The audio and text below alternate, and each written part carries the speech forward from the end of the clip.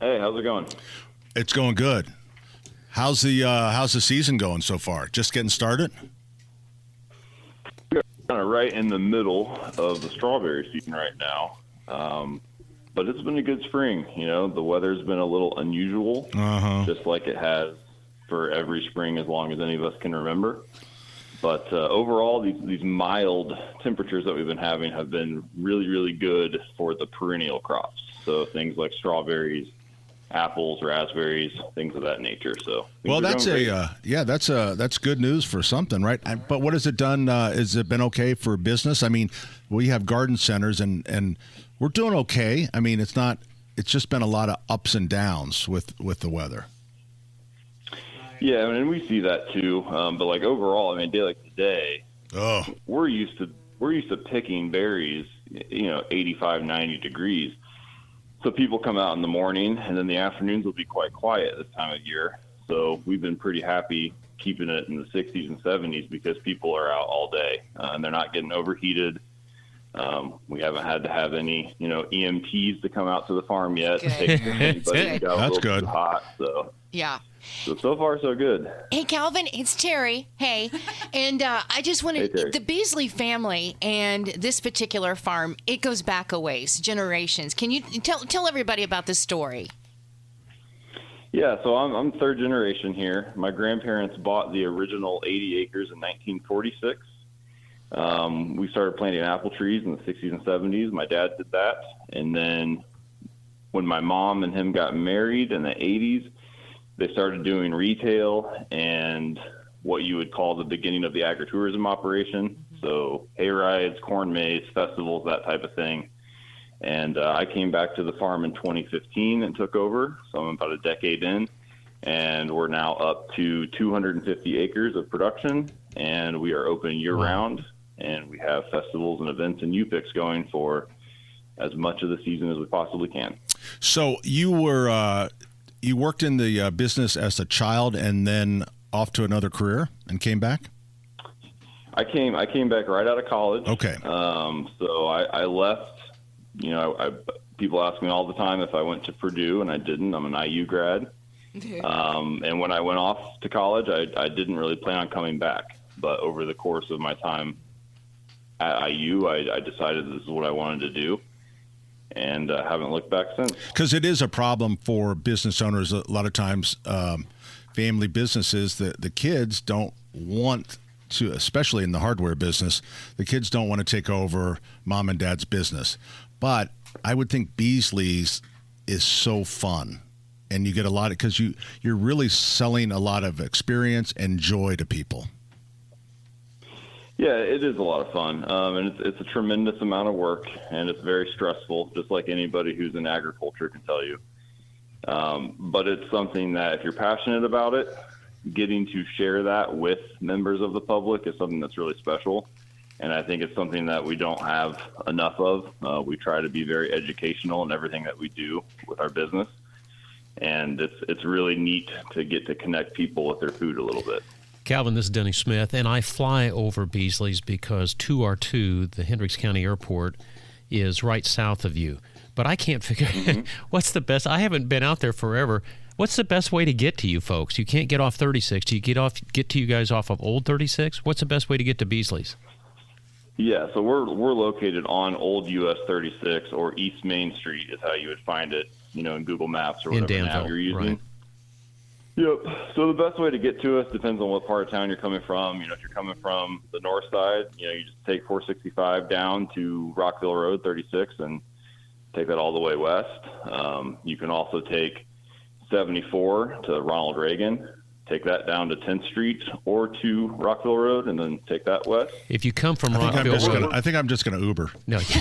When you get to Rockville Road, as you come in, you'll know to turn right on Old US 36 by all of the warehouses or the U-Rent warehouses. There's I remember them as orange, but you can turn there and then go down to Beasley's.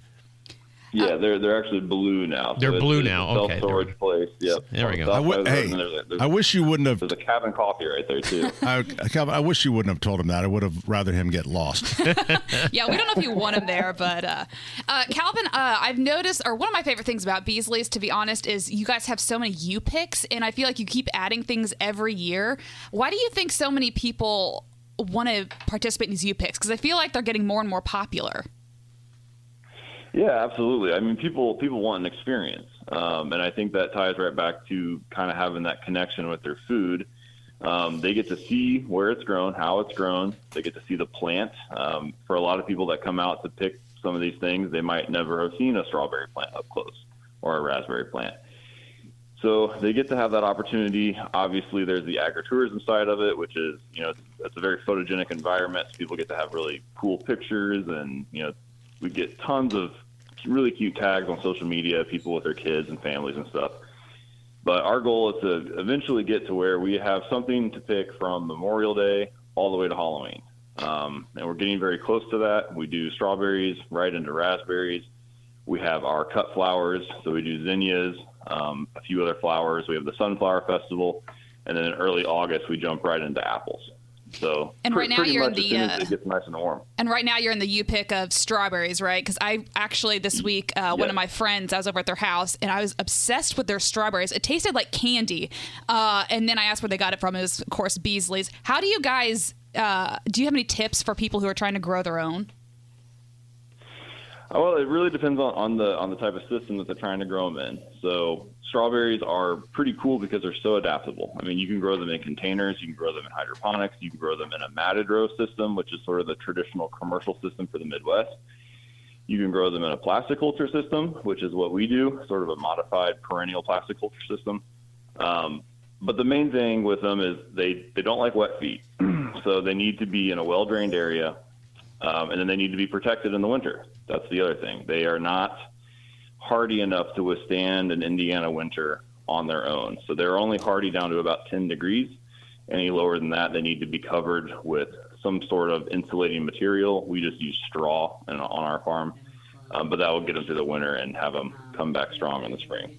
And about how long does you picking for strawberries last? Because I think you're in the midst of it right now, right? Yeah, this is sort of what we would call like the peak right now. We've been going for about not quite 2 weeks. We probably have another 10 days of really good picking in front of us. And those are our primary varieties. And then we do have a very late maturing variety that will actually come on about 2 weeks from now. It'll just start, and then it'll go for 2 to 3 weeks. That's what my question. How many varieties do you grow? So for our primary varieties that ripen in the main season, we have 4, and then we have that 5th one that comes on later. So there's five main ones. We always are experimenting with other ones to see, how they work out for us. But the main ones that we grow are Yambu, Galetta, Dar Select, Flavorfest, and then that late maturing one that we really, really like is called Malwina. And that's the best tasting of the whole bunch, but it is super late. I wish there was one that kind of had a hint of chocolate to it. You know what I mean? Like a hint of chocolate to it. What is the best way, once we pick them fresh off the vine and we've got them, now what do we do with them? How do we store them so that we get the longest, so we can keep them forever? Well, yeah, forever. The best thing to do is to just put them in your fridge. They should be refrigerated. We try to keep them at about 33, 34 degrees. Ooh. We also always let people know that if they come out and pick really early in the morning, or if they're picking when it's raining, they need to get those berries dry before they store them. So our crew will not pick if there's dew on the plants or if it's raining, because if you put those berries into refrigeration when they're wet, you're going to have some problems popping up. So it's always best to store the fruit once it's dry. Yeah, Calvin, you guys used to press your own ciders. You ever think about doing strawberry wine? Well, we still press our own cider. We press quite a bit of it, and we actually have a strawberry hard cider that is in the market. So that is a blend of our award-winning sweet cider that we mix with strawberry puree that we make from the strawberries here grown on the farm. I like your style, man. There you go. I like your style. Calvin Beasley. Thank you, Calvin. We appreciate it. Great job. Everyone's clapping. Much, here you guys. go. Studio audience. We'll see you at Beasley's. Thanks, Calvin. Sounds good. Have a great one.